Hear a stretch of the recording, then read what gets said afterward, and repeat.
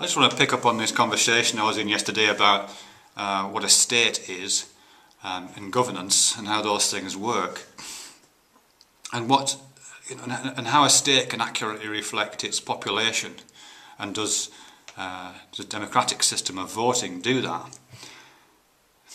I suppose that there's a few things in there. I mean, really, the way that states are presented to us at the moment, particularly in the shape of a kind of representative government with either a prime minister or a president or something like that at the top of it, that to me just seems like a charade, really, I have to say. There's something very kind of voodoo about that whole process, it seems to me. I mean, in Britain right now, there's a bit of a fuss about Gordon Brown, who's the Prime Minister here, being whether he's a bully or not, and the newspapers are full of bullygate, whether this guy is bullying people. And a lot of the conversation in the States seems to be about whether Obama is actually fulfilling the promises that he either made implicitly or explicitly when he was elected.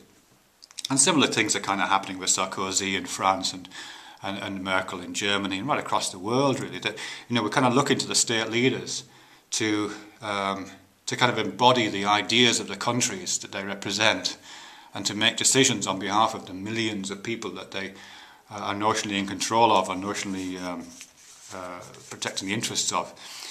I mean, that just seems like voodoo. It really does. I mean, how could Obama or Gordon Brown or whoever possibly be in a position to make decisions about stem cell research, about the economy, about the legal system, about healthcare? You know, how can one person possibly have their fingers in all those pies simultaneously and make wise choices? It doesn't make any sense at all. It's not purely a figurehead in quite the way that the Queen in the UK is a figurehead, but it's really close to it. It's a kind of stalking horse for discussions around that. You know, obviously they're not really steering the ship, I don't think. These people are not really steering the ship. They remind me, I think I've told this story before, they remind me of, when I used to take my kids to amusement arcades when they were very little. I could save money by putting them in front of machines that were on demo, and my kids would press the buttons and the cars would do the racing or the fighters would fight or whatever, and my kids were convinced that they were actually enacting some, playing the game and really carrying out actions. And it looked like that. If you just looked at it from the outside, it would look as if these little kids were playing the game. But they weren't, really. They were just kind of responding to the on-screen environment. And I think a lot of governance, a lot of leadership is about that. And it's not just about politics being the art of the possible. I think it's about simulating the art of the possible as well. I think it's a lot of simulation goes on. So Gordon Brown is kind of he's at the prow of a ship that's just steering itself. He's just being blown by the wind, and he's shouting commands and ordering the sails to be unfurled at various different times. But he's not actually doing anything, really, I don't think. And I think the same is true for Obama. I think they're figureheads in a large extent. So what is controlling this? I don't know what is controlling the state exactly, but I think if we were to try to find a state which is more interesting, I think we'd have to look for wisdom elsewhere. And here I suppose I'm looking at that wisdom of crowds stuff, which I know is a bit oversold, but it is quite nice. Wisdom of crowds is a book by James Surowiecki, but it's an older idea. It goes back to Francis Galton, I think, originally, which is this idea that if you get a group of people together, yes, they can behave like an unruly mob, but if you organise them in just the right way, and it's not difficult organisation, it's quite a subtle organisation of people, they will behave in ways which are far more intelligent than any individual could on their own. And the classic example of that, and I've done this with bunches of students myself, is if you, if you get like a pile of objects and you ask an individual to guess how many objects there are on that pile, they'll make a guess and chances are they'll be wrong. But if you get a whole load of people to guess and then you average the results out, in all likelihood the average will be much closer to the actual number than any individual guess. Because they all kind of average each other out. The really stupid high guesses balance out the really stupid low guesses, and the average converges towards an accurate figure. And that's a really simple example of the wisdom of crowds. But in a sense, I think that's one of the things that happens in the electoral system. I mean, as I've said in the previous video, I'm not a big fan of voting as a I mean, I wouldn't have it any other way, but I'm under no illusions that voting does an awful lot of good. But I think one of the things it does do is, or one thing that has to be borne in mind when you're looking at voting patterns, is that it doesn't matter whether stupid people vote or not. What's important is that lots of stupid people vote. That's what's important.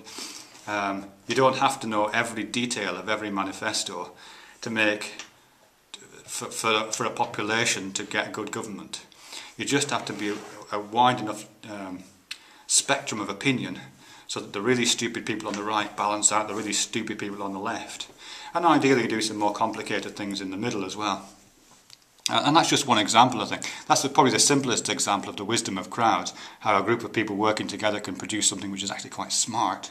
But there are probably more sophisticated systems, not so much of government, but certainly the one that springs to my mind right now is the economic system. Now, economics, of course, is in a bit of a mess right now with the recession and what have you, and there are big faults in the economic system. But just think about how simple it is. I mean, it's incredibly simple. I mean, I've got some change in my pocket right now, and if I want to, I can go to the shop and I can go and buy myself something. And that act of just going to a shop and buying myself a bar of chocolate is in a sense a kind of micro vote. I've made a small choice there about what to do with my labour. I worked, I earned the money in my pocket, and I've channeled it towards some goods and services, and someone else's labour has produced those goods and services. And of course, in an ideal market, and I know there's no such thing as ideal markets, in an ideal market, those things would work, kind of organise supply and demand, so that lots and lots and lots of these little micro votes, these little micro purchases that people are making, affects the system in really sophisticated ways. And if you add on to that all the various financial institutions, you know, of the city, of the investment houses, of the banks, you know, despite all of the nonsense that goes on in those places, I mean, if those things were running properly, I mean, that's an incredibly complex system which is capturing wisdom from all kinds of places.